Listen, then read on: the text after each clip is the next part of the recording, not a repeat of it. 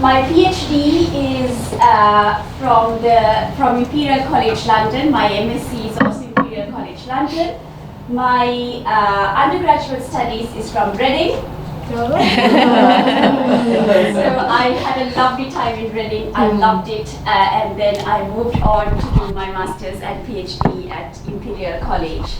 I think one of the ladies alluded to the fact that I think it was Richard who said that he was inspired by his master's supervisor to continue on the PhD, and that was the same for me. My supervisor at my master's level was absolutely amazing. He saw some potential in me, and he's the one who encouraged me to work with him. And in fact, I'm going to see him after 17 years, which is when I finished my PhD 17 years ago, and I will be seeing him next week in Canterbury, so I'm really looking forward to that. Currently, I am the head of division for the business management division here at the business school. I also worked as the dean of the business school at NSBM Sri Lanka. So Sri Lankan, this is partnership that Plymouth University has with Sri Lanka, and the most number of overseas students that Plymouth has is through this partnership. So we have close to about 3,000 Plymouth University students in Sri Lanka through the partnership that myself and the then Deputy Vice Chancellor created. So this is a very successful partnership for Plymouth. And I worked as the relationship development manager, managing that relationship between Plymouth and NSBM. And then NSBM invited me to be their dean for a short period of time, after which I came back to Plymouth. I'm also an associate professor in marketing, and I have been so for many years now. I have also been an examiner for the Chartered Institute of Marketing, and of course we also examine a number of PhDs across the country and also in Sri Lanka, because I'm linked to the Colombo University, which is the #1 ranked university in Sri Lanka. So we have connections there, so I also do examining for PhD students in Sri Lanka. So that must have given you an inclination that I am from Sri Lanka. I came to this country in 1998 for my undergraduate studies, and that's the first time I've been away from the country, away from my family. I'm the youngest in the family and quite the baby, and it was very challenging and difficult to be here away from my family, but it was something I really wanted to do. So I really encouraged myself to get out of that family comfort and come to a different country and have a different experience. And I must say that my parents, my family supported me all the way, and it is their support to a large extent that I am here today. So I'm very grateful to them. I look up to Professor Xiaofeng Liu very much. She has achieved so much in her academic career, and I want to emulate her, and I use her as my mentor to get guidance to progress my career, and I really look up to her. And if you have mentors in your careers, in your life, then please do look up to them and get their guidance for your career progression. And that's something that has really helped me a lot. It's something I didn't have at the beginning of my career, which I feel hindered my progress to a certain extent at the beginning. But in my mid-career, I have found those mentors who are very supportive, and I am utilizing them to help me progress in my career. Right, so as you know, I was born and brought up in Sri Lanka. I did really well in school. I held many positions in school. I won many prizes in school. So I think I had that kind of background that helped me to get to where I am today. I was the head prefect of school. I was the vice captain of the tennis team, and so on. So these experiences really helped me. The team building, the leadership, the need to do better, to be better than everybody else. Actually, it is probably a very Asian thing, really, because I experienced that very particular Asian culture that helped me to be competitive and strive towards wanting to achieve the best things that life could possibly give me. So my school experiences really helped me. I suppose because I did somewhat well in school and because my father is a doctor, I was pushed towards a career in medicine. So this is, I suppose, very cultural.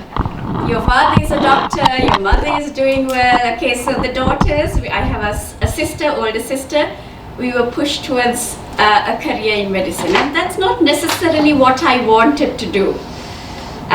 However, it was irrelevant what I wanted to do. It was what society expected me to do, and it was what my family expected me to do. But when it came to crunch time, I said, I don't want to do medicine. I want to follow the direction of food science, food economics, food nutrition and stuff like that. That was what I was more interested in, and hence why I ended up at Reading University, one of the best universities for food science and so on. So that is where I ended up, and coming to the UK was the best thing I ever did. Honestly, it changed my life. It changed my life so dramatically. It was gradual, but it was the best thing I ever did. And that is not to say that I wouldn't have had a good life in Sri Lanka. Of course I would have. But it broadened my horizons so much. I have a world view now. It's not a constrained view from the family I come from or the community I come from, but it's a much broader view of the world, which I really appreciate. So I think the studies that you are looking to do will help you do the same. No doubt that you would have had your undergraduate master's studies in different countries perhaps, or maybe not, but going to a different country and pursuing something different gives you that exposure, that experience, that expertise that you may not get if you had stayed exactly where you're used to stay. So coming to the UK and pursuing an academic career was certainly the best thing I ever did. So yes, so as I said, I was pushed towards medicine, but at Reading University, I studied food science, food economics and marketing.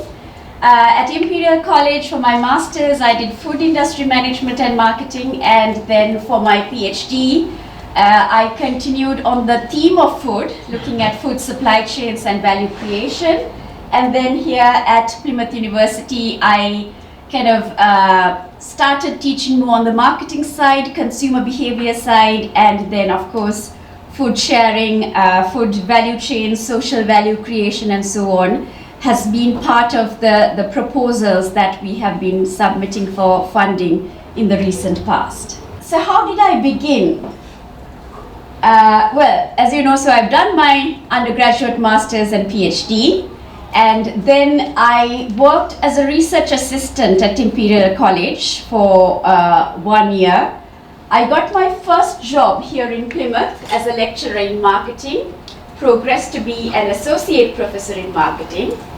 I've also talked about our relationship with Sri Lanka, but as I said, I feel that I didn't have a very structured guidance to my career path at the beginning, and I feel that had I had that, I would have progressed a lot faster. So looking for that mentor, looking for what you want to do right from the outset will really help you speed up your career progression, and that is really helpful. Yes, so when I first came to Plymouth, when I got my first job here, I wanted to use Plymouth as a stepping stone for somewhere else. But I've been here for the last 17 years now. And I've been very happy here, and I feel that I've achieved many things here. And I think I'm likely to stay for a while longer, but just a while. Just a while. But all the while, it's always important to keep your eyes open for other opportunities, other situations that you may want to engage yourself with. That is the view with which I came, but as you can see, I've been here quite a while, but I'm really enjoying myself. Challenges that I experienced, and perhaps some of my peers as well, many challenges, but they're all challenges that I learned from extensively. Convincing my parents that I want to do a PhD was quite a challenge. They were very supportive of my education. They wanted me to do well. But when I told them that I'm staying on from my master's to do a PhD, they said, well, why don't you come back home to Sri Lanka, get married, and then return to the UK for a PhD. And I knew that if I returned to Sri Lanka, there was no way I was coming back for a PhD. So that was a no-no. So I managed to convince them that, well, let me do the PhD, and then I'll come back, and then we'll see how it goes. And I never returned. So I did manage to convince them, but there was a lot of pressure for me to return to that family base, back to Sri Lanka, get married, have children, settle down.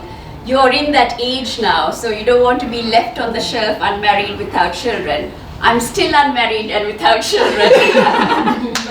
And I don't regret, I'm not saying don't get married and don't have children by all means, but it may not be for everyone, and it's not something I regret at all. I am focusing on my career, on my research, and I'm enjoying every minute of it, and I have absolutely no regrets.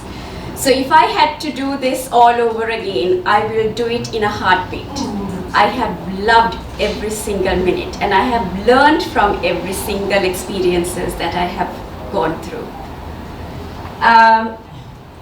So yes, pressure to go back to home. I still have that pressure. So sometimes when my father calls me, he tells me, so when are you coming back to Sri Lanka to stay? He still asks me that. And then he puts a little bit of guilt on me saying, well, don't you dare come back for our funerals. Because you're not here now, what's the point of coming back for my funeral? There's a lot of emotional, blackmailing going on there, but I try to make them happy, but also make myself happy.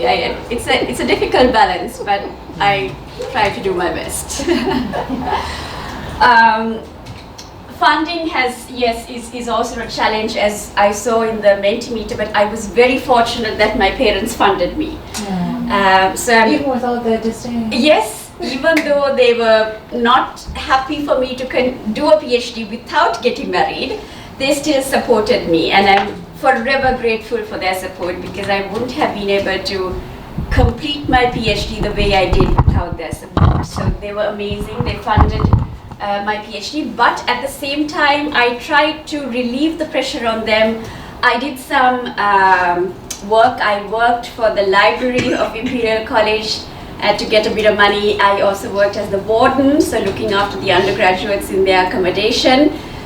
So that gave me free accommodation because I worked as a warden. Mm-hmm. So that was really good as well. Through your PhD, when you're doing your PhD, how do you know whether you're right? Because a PhD is not something that, it's not like mathematics, 2 + 2 is 4. A PhD is a justification of the research that you're doing. So sometimes you may not know whether you're in the right direction, am I doing the right thing, but of course your supervisors will guide you. But they are only guiding you. You will be the experts in what you do. And if you can justify what you're doing with the right evidence, with the right theoretical backgrounds, the right arguments, that is what makes your PhD in the right path. There's never a right or wrong answer in a PhD. It's how you argue your case with the evidence that you have. So that's quite a challenge, because once you've done an undergraduate degree or a master's degree, a lot of things are right or wrong, but that is not the case in a PhD. So you have to change your mentality slightly. It is not a consultancy project. It's not a master's or undergraduate study. It's a deeper level of understanding and discussion. So that's a bit of a challenge when you start a PhD. Racial biases, we have all probably experienced it.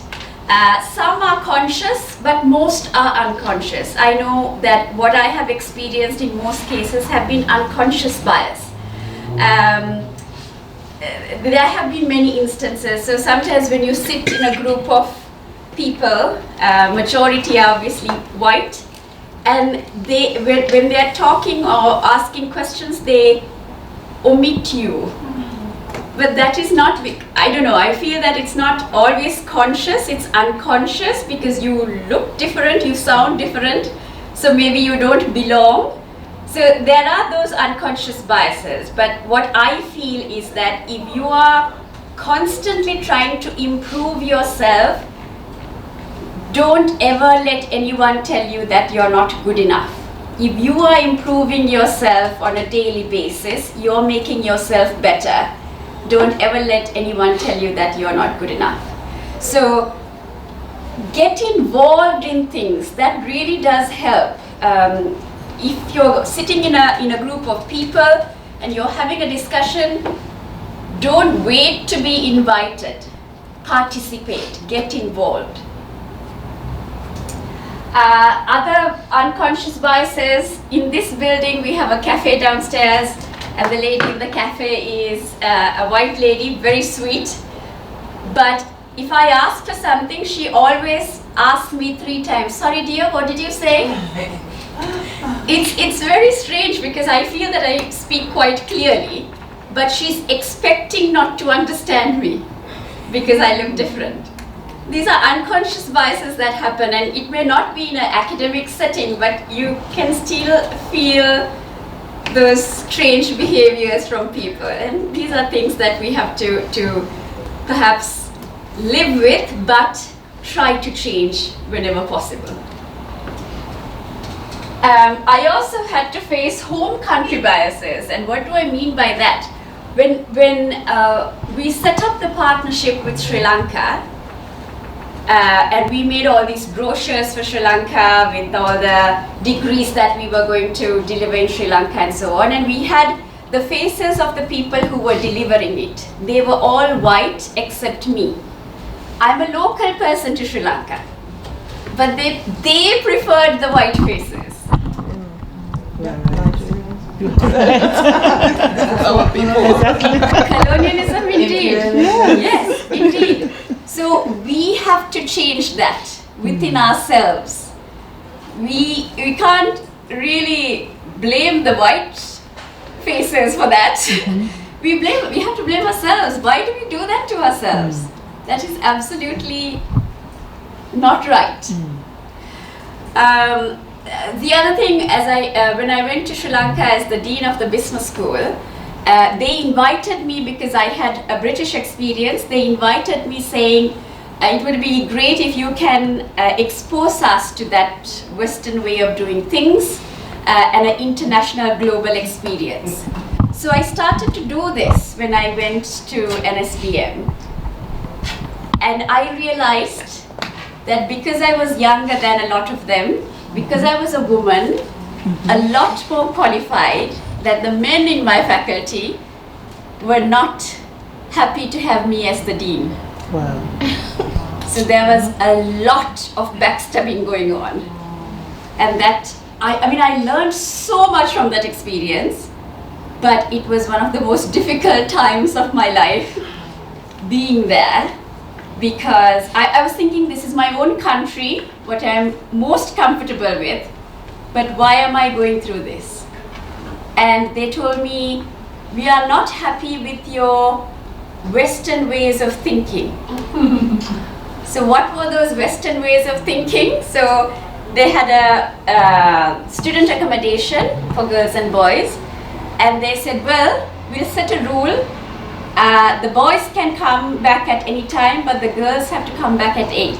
I said, no. If there is a rule, it has to be the same for everybody. Or we don't set a rule, you can come back at any time. So I brought some of those ideas into the faculty, and it didn't go down well. That's what they invited me for, but they were not willing to accept it. So very difficult situations. I knew that my wings were clipped there, So after a stint of trying to make little changes, it didn't quite work. So I decided to return to the UK and pursue my thinking and my doing and my research in the way that I want to do it. And hence I returned here. But the partnership still continues, and I work towards the partnership, for the success of that partnership, because the students in Sri Lanka are benefiting, and so is University of Plymouth. So I'm all for the partnership. As I said, gender biases, that is also there. A lot of egos that you have to work with, that's also there. Confidence and imposter syndrome, yes, sometimes you do question yourself. Am I good enough? Am I doing the right thing? We always question ourselves. And I think more so as women and more so as BAME women. But as I said, if we are striving towards working to improve yourself all the time, learn, be a better person, be a better researcher, academic, then don't let anyone tell you that you're not good enough. What did the PhD give me? A lot of options.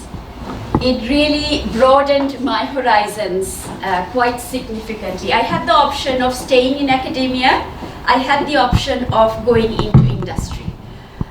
So it will do the same for you. Your horizons will broaden quite significantly. It is up to you whether you wish to stay in academia or pursue a career in industry. It is entirely up to you. So don't feel that just because you're working towards a PhD that you have to work in a university. That's not always necessary. There are research institutions, government bodies, private companies, all kinds of places that will be very happy to have your input into the work that they are doing. In Sri Lanka, I was a spoilt brat. My food was made for me, my clothes were ironed for me, my clothes were washed for me. I was driven to school and to all the classes that I had to go to. I didn't have to do a thing for myself. But I came here, I learned to cook, I learned to do my banking, to wash my clothes. I mean, I know they're basic things, and you might think I'm completely crazy, but I'm just telling you my own experience. I learned how to be independent and live on my own, and to be happy on my own. I didn't have to have people around me to be happy. I'm happy today on my own. And that's just been an absolutely amazing experience for me. The friends you make, oh my goodness, I have friends from all over the world that I can count on at any time I want. They are spread across the world, and there are people I met from my PhD, mostly, and some from working and networking. These are lifelong friends that you can call your family for the rest of your life. And that's just, I feel like a global citizen. I can't call myself British or Sri Lankan. I feel that the world is my oyster. So I really do feel like a global citizen for the work I have done in a global setting. Expanded my thinking, defend my thinking, and have a world view. So this happened gradually for me. So when I came to the UK, people had different views. At first I was like, no, that's not how we think in my family or in Sri Lanka or in my community. But it was just amazing to hear people's thoughts, their views, their experiences. And then you broaden your horizons and you are able to make up your own mind with the information that you have. It's not how your father thinks or your priest thinks or the community thinks. It's how you think based on what you have heard, understood, read, researched. So that for me was absolutely amazing. Obviously, we have gained a lot of expertise and research skills through the PhD. How do you actually do a proper, in-depth, focused research? I feel you only get that from a PhD, and other research skills, data collection, methods of analysis. You can only get that experience through a PhD, and that will stay with you for the rest of your life in all the career ahead of you. So very important.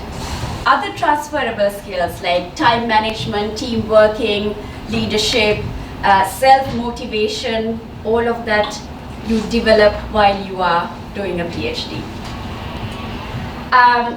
Having done a PhD, I feel people take you more seriously. You have gained some sort of status through that 3, 4, 5 years of work, which is really good. You have gained skills and experience. So this is what we call a PhD, a piece of original and independent work that delves and investigates a focused area with evidence and justification. But for you to start and continue and complete a PhD, you need the passion, the dedication, and the commitment. So if you have that, you're set to continue on a PhD. It's hard enough to do something you like for a long time. Imagine doing something that you're not passionate about for a long time. That will kill you. It's absolutely awful. So if you're passionate about what you want to do, you're already in a very good state. So don't do stuff that you don't want to do. Always find an area, a topic, a focus that interests you. I was very lucky to have the support of friends and family. If you have the support of friends and family, even better.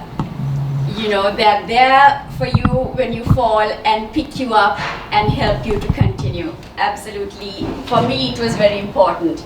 Funding, obviously, you cannot do your PhD without funding, but I believe we are going to talk about funding in probably after lunch as well. So in my case, I was very lucky. My parents funded me. State of mind and self-motivation. So I said earlier, one of those skills that you learn is self-motivation. If you are not motivated yourself, nobody else can push you towards a PhD. So this is important. You should be able to review, reflect, and generate ideas. If you improve those skills in reviewing, reflecting, generating ideas, and you're able to stick with the ups and downs, because there will be ups and downs in your journey. So how will you cope with the downs, and how will you take the ups further? That's important to think about. Yes, I think most of you probably know what this is about. So as I said earlier, a PhD is independent study. It's not a consultancy project. It's not a master's dissertation. It is not an undergraduate dissertation. It's a whole level above that. It's a highly specialized topic. It has to be very focused, because if you're doing a full-time PhD, it's usually 3 years, and you cannot delve deeply in an area that is too broad. So find a focused area to delve into deeply. Okay? It's the highest level of study here in the UK. The typical entry requirements is a first class or a second upper. I think you all know what I mean by that. Yep. What if your master's is graded in like pass, merit, distinction? So merit and distinction would certainly get you into a PhD. Okay. But I also feel that sometimes, even if you don't have a 2-1, if you have some experience around that area, if you have worked in a particular area that you wish to pursue your PhD in, that will also be a good foundation, and a lot of universities will consider you for a PhD if you're able to demonstrate your knowledge in that area through the experience you've had. You can find a university with a program of your liking. So for example, the reason I chose Reading University for my degree, first degree, was their expertise in food science, and in that area they're absolutely amazing. So likewise, you can find a university with the expertise that you are looking for. You will need to write a research proposal. Most universities will need that, as we said. as the basis to gauge your knowledge around the topic area and what you want to do for your research study. So that is the next step. You have the right to identify your supervisors if you wish. In some cases, for example, for the experience that I have here in Plymouth, the proposals are sent to us and we identify the proposals that we think are good enough for a PhD, and then we interview that person and then invite that person to continue their studies with us.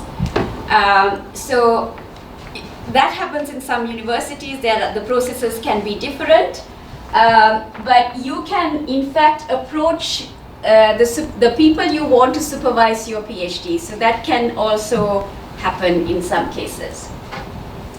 So what we do here is once we've identified the good proposals, we interview the candidate, and hopefully you're able to secure some sort of funding. Then you'll be invited to come to the university, meet the supervisory team, and then as you progress your work, what usually happens is that you're enrolled for an MPhil rather than a PhD. So at the end of 1 year, you will be transferred from an MPhil to a PhD, a full-blown PhD, because at the end of that 1 year, your supervisors and perhaps an external person will judge the progress of your work and say, yes, this person is progressing well and they are en route for a good PhD. So that is why we transfer you from an MPhil to a PhD. Your meetings with your supervisors are usually recorded in some way. We have something called the grad book. So the student manages that recording. The student says, this is the meeting we've had. And then our supervisors will look at it, provide some guidance and feedback, and have a record of what you have done. Then towards the end of your PhD, your supervisors will find you examiners for your viva, and then you will meet your examiners for the examination of the viva, and hopefully you will pass with flying colors. I, for one, passed with no corrections, so I'm very I was delighted with that, and I think my supervisor was over the moon. So I think I was very lucky in that process, and I'm forever grateful for the support that I received. Your proposal, the supervisors, your potential supervisors will select you based on your proposal. Hence why your proposal has to be top notch. Exactly, right? So, there will never be the perfect proposal, but there will be good and excellent proposals, right? You can get help for writing your proposals through plenty of ways, prospective universities, online help, and so on. You can utilize your skills from previous studies, but remember, it is not a consultancy project, it is not an MSc dissertation. Use those skills, but you need to transfer them a level higher.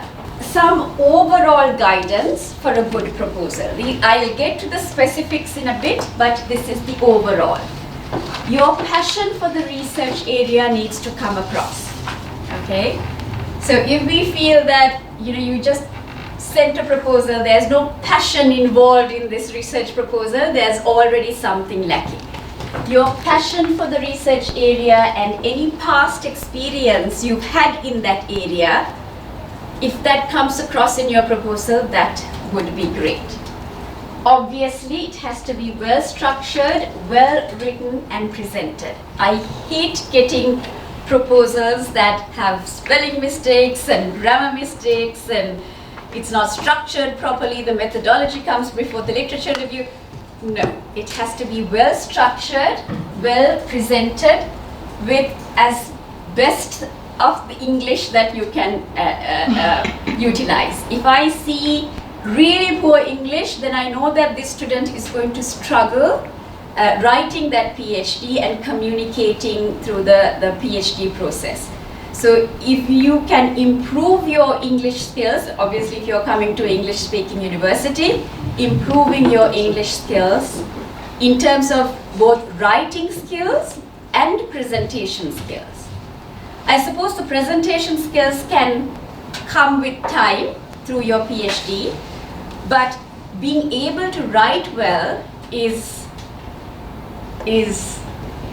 very crucial. Yeah. All major sections should be addressed. So what do I mean by major sections? Any ideas? Is it like the order? It's the order. And what would you say would be a good order for a proposal? Introduction. Literature review. Literature review. So, but what would you? No. So you'll have an introduction, and what are the key things you would include in introduction? What topic? The topic. Yes. So you're setting the scene. Why is this research area important, and so on. But at the end of the introduction, what are the 2 or 3 key things? Why are you doing it? Yes. So why you're doing it and what you're researching would come as the research question. So one or 2 or 3 research questions and objectives. Okay, so the introduction sets the scene and ends with a research question and objectives. Okay, then we move on to the literature. Right, so the literature review reviews the most important literature in the area that you want to study. Okay, so I will show you 2 proposals that we received recently from prospective candidates, and you can decide for yourself what's good about it, what needs more improvement, and how would you approach it. So you will see those 2 proposals in a second. So we have the introduction, which ends with the research question and objectives. Then we have a literature review. We'll talk about the literature review as we go along, but some of the key things to remember about the literature is to make sure that you have up-to-date citations. What do I mean by citations? References, yes. So citations are the references that you use in the text, within the narrative that you are writing. So those citations should not be all very dated. So that means you have only looked at the literature from the 80s or the 70s or the 90s, but you've forgotten the 2000s and 2021, 2, 3, 4. Okay? So if you are developing an argument that can come from, I don't know, the 80s, but you can develop the argument to see how that literature, that thought process has evolved from the 80s perhaps to what it is now. Okay? If you are using a quantitative approach to your methodology, then you could have hypotheses at the end of your literature review, and you could also have a conceptual framework. So what do I mean by a conceptual framework? Theory, yes. So the literature review will be a review of the past theories and research information. But a conceptual framework will be the key concepts, a diagrammatic representation of the key concepts that you will be exploring. Okay? So particularly for a quantitative study, you could be having a diagrammatic conceptual framework that looks at the impact of one on 3 or 4 other aspects. Yes, so let's say we are talking about poverty reduction. So what are the other factors that help towards poverty reduction? So you can put that into a conceptual framework, and that may be the framework that you utilize for testing. Okay?